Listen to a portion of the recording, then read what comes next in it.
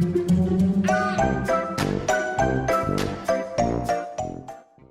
guys, Sandy here. Welcome back to the channel. Today I am playing with some fun Brutus Monroe products. Now I've pulled some shrink film. I also have the Lovely Ladybugs stamp and dies here. So all of these beautiful images have dies for them. I'm also going to play with my Aqua Pigments. I've pulled out some cardstock and some pattern paper. So let's see what I can do. All right, guys, so I am using a stamp positioner tool, and I have placed a sheet of shrink film in that stamp positioner tool. I'm taking all of the cute little flowers and bits and placing them down, and I'm just going through and picking out the ones that I want. So I know that these are going to be a lot smaller than what they show stamped, and it's actually kind of surprising how much smaller they get. What is beautiful about using a stamp positioner tool is that you can restamp if they do not stamp all the way. So I go ahead, I use my Brutus Monroe detail ink, and then I'm going to go ahead and do it one more time, maybe even two, I don't know, but I get it dark. Now just two, okay. Now the little bits of shrink plastic that I have stamped on needs to dry a little bit because that ink is just kind of sitting on top of it. It's not going to really sink into the surface. It dries on the top of the surface, as opposed to this cardstock that I'm using over here, where I'm going to use the Ladybug and such things over here. So I'm going to get all of my little pieces back on my stamp sheet. Now I would definitely recommend putting your tiny little stamps back on the stamp sheet where they belong as soon as you're finished using them. Otherwise, those little guys can get lost pretty easily. Now here is where you're going to be able to see that I place ink over top of the stamps multiple times, and every time I use that stamp positioner tool, it gets darker and darker. So I have this nice deep dark raven inked bugs over here, these ladybugs. Now I know that the top one or the one on the right is also a ladybug, but I did not paint his wings with the Aqua Pigments red, just like this one. I went ahead and did them blue, and that is because I took creative license and did what I wanted. Now, you don't always have to create things where they are the actual color. You can do whatever you want. You can have phantasmagorical bugs if you want to, and that's what I got going on right here. I am using this bluish aqua pigment right here, and I am loving it. Don't even care that a ladybug's wings aren't ever really blue. I've never seen a blue ladybug's wings, right? Like I've seen yellowish ones, definitely bright red ones, kind of orangey ones, but never blue. But I love it. I made sure that the top wing was darker and then the little underwings down here were lighter. And then I'm going to go ahead and also paint in my florals. So the same thing with the ink, you guys. These aqua pigments are not going to sink into the shrink film. They're going to puddle up on the top. They're going to pool a little bit.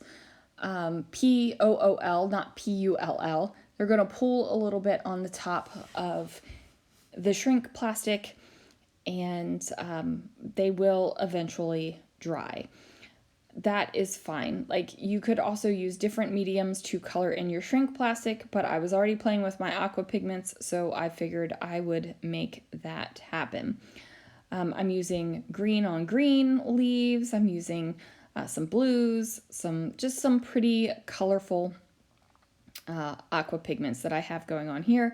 I am going over them multiple times because the aqua pigments are pooling in like specific places on the shrink plastic, and I kind of want the color to spread out. So even though the plastic is going to shrink, I don't want any spots of white where the color isn't going to show up.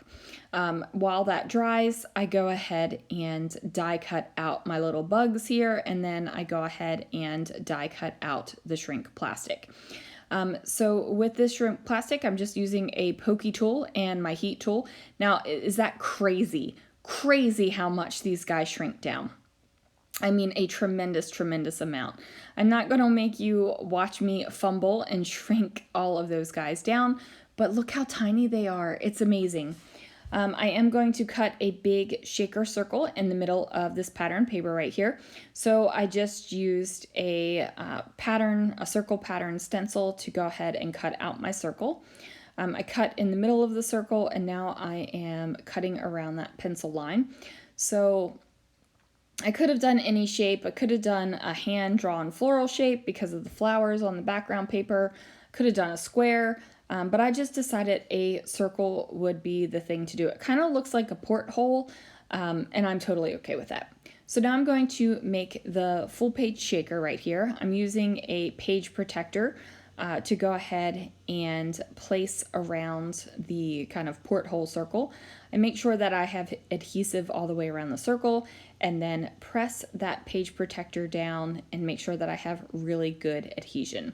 Then I'm going to use some fun foam, and I'm going to adhere that down over top of the paper so that the entire layout is going to be popped up on fun foam. That way the entire layout can be the full shaker pocket. So I take all of my shrink film flowers and place that down, and then I grab a Brutus Monroe sequin mix and I go ahead and place that down as well. Now I didn't want my pocket to be super full. If you want a shaker pocket to be much more fuller, then you are going to go ahead and add a whole heck of a lot more bits inside there, but I didn't want it to be that way.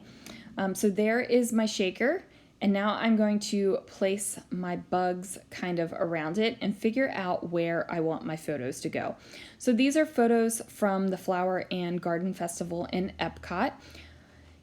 And I go ahead and mat the photos on some green cardstock.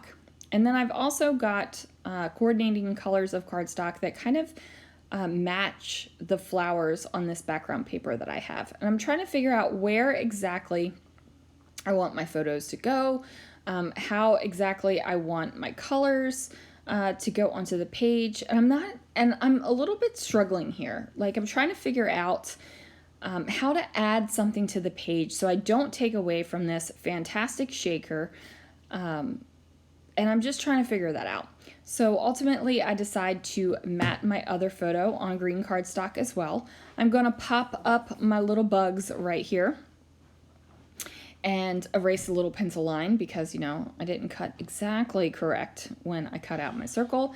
And now I'm going to build up little bits of color. So I have a place for my title, and that is going to go down here. I'm just cutting strips of cardstock and placing them on top of each other. And what that is going to do is just kind of give me a place to rest my eyes. So this is definitely one of those layouts that are busy, even though it doesn't have a whole heck of a lot going on it. It's busy because of this huge shaker pocket in the center, and the background paper is, you know, full of flowers. So I'm going to place down my title. Now these blue Simple Stories foam stickers I did get from Brutus Monroe, and then these tile stickers I pulled out from my stash. So once I get my title down, that is going to do it for this layout, you guys. And the title says, I love all the flowers. And I truly do love all the flowers at the Flower and Garden Festival. So that is going to do it. Just look at those teeny tiny little shrink film stamped images. I just love them. If you have any questions or comments, leave them down below. Thanks so much for watching, and I'll see you again real soon for another video.